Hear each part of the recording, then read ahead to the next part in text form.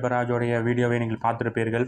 கிட்டத்தட்ட சினிமா பாடல் எப்படியோ ஒரு சினிமா பாடலை காப்பி அடித்து அப்படியே ஒரு ஆல்பம் வெளியிட்டிருக்கிறார்.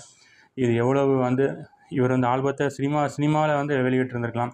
ஆனால் கிறிஸ்துவினுடைய பெயரை பயன்படுத்தி, பைபிளை பயன்படுத்தி சர்ச்சுக்குள்ளேருந்து இப்படிப்பட்ட காரியங்களை செயல்படுவது கிறிஸ்துவுக்கு விரோதமான காரியத்தை ஜான் ஜெபராஜ் பண்ணி கொண்டிருக்கிறார். துணிகரமான காரியங்களை ஜான் ஜெபராஜ் பண்ணி கொண்டிருக்கிறார். அதாவது அவர் ஜான் ஜெபராஜிற்கும் நான் என்ன எச்சரிக்கிறேன் என்றால், கடவுளுடைய சர்ச்சுக்குள் இருந்து தயவு கூர்ந்து விளையாடாதிரு. ஏனென்றால் சீக்கிரத்தில் மனம் திரும்பிவிடு.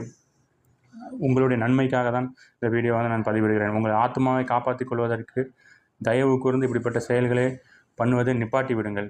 ஏனென்றால் நமக்கு வேத வசனம் கூறுகிறது, விசுவாசிகளை நீங்கள் புரிந்து கொள்ளுங்கள். இவர்கள் எல்லாரும் மியூசிக் போட்டு அப்படி ஆடினோன்னே நீ கடவுளை மகிமைப்படுத்துகிறாங்கிறத நீங்கள் நினைத்து விடக்கூடாது என்பதற்காக தான் இந்த பதிவு. ஏனென்றால் வேத வசனம் எசேக்கியேல் 28:13 கூறுகிறது,